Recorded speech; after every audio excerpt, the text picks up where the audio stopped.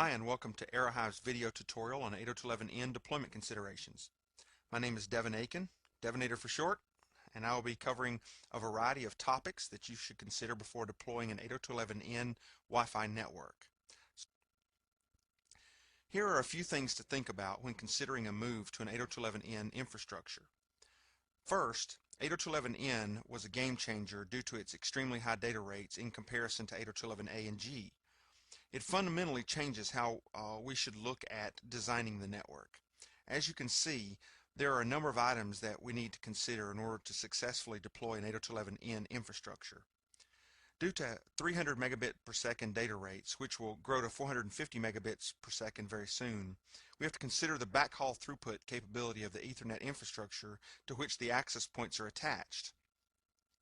If you have controllers in your network, you must consider controller capacity when weighed against the throughput capacity of all of your access points as well.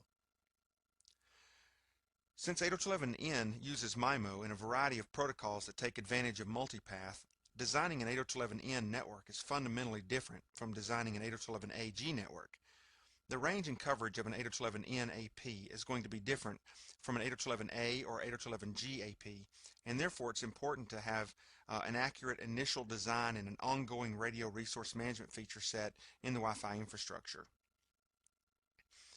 Fueled by the need for mobility, Wi-Fi network use is growing at an incredible rate across most vertical markets.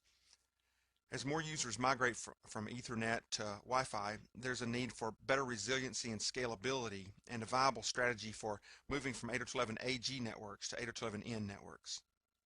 There are a couple of types of deployment strategies for an 802.11n infrastructure. First, there's the rip and replace. 802.11ag goes out and 802.11n comes in. This is rarely financially practical. Next, there's the gradual migration where 802.11ag APs are replaced with 802.11n APs. This is the most practical deployment strategy, but it will still require some planning. It's not always a good idea to do a one-for-one replacement. Since 802.11n's coverage is better than 802.11ag, particularly when 802.11n clients are involved, a significant amount of money can be saved with 802.11n APs. However, if you're not going to do a one-for-one replacement, you also have to consider Ethernet cable moves into the mix. The client population also weighs into the network design process. If you have, for example, a mixed client population of 802.11b, G, and N, then you may need to survey using 802.11b clients as a least common denominator. You should also consider the physical parameters such as the antennas of your client population. Because 802.11n includes a variety of backwards compatibility mechanisms, it may seem slower at times than you might expect.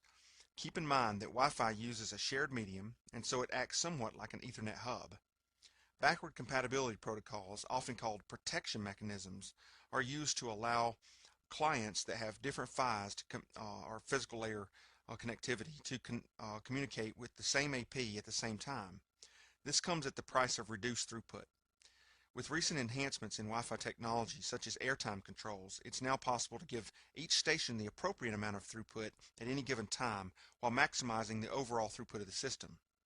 Mesh gives you the ability to place APs where it's difficult and or costly to install Ethernet cables, enabling instant networking, infrastructure, and infrastructure extension, for example. 802.11n is faster and more resilient than its predecessors, which means that Wi-Fi mesh networking has more practical use now than ever before.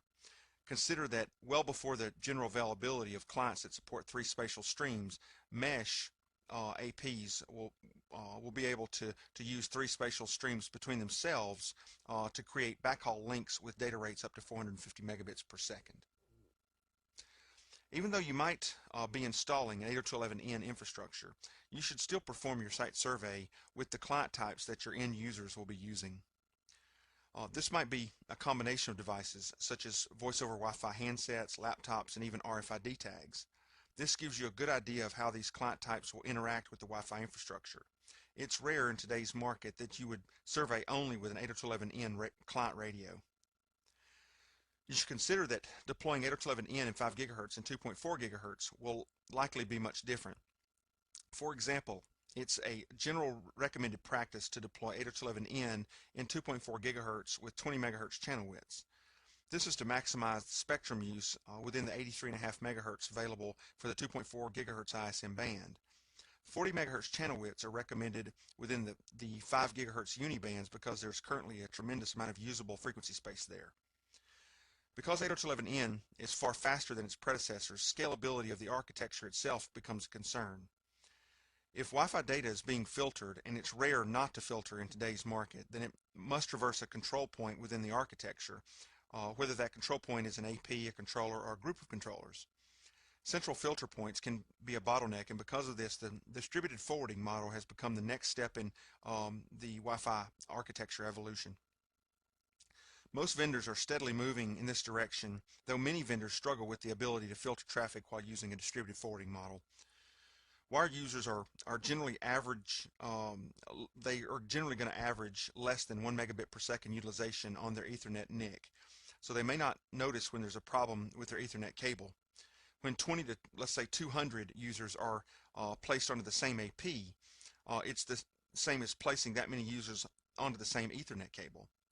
This means that Category 5, 5E, 6, etc. Cables will be carrying large amounts of traffic regularly. If you're experiencing a bottleneck, it could be the cable, not the wireless infrastructure.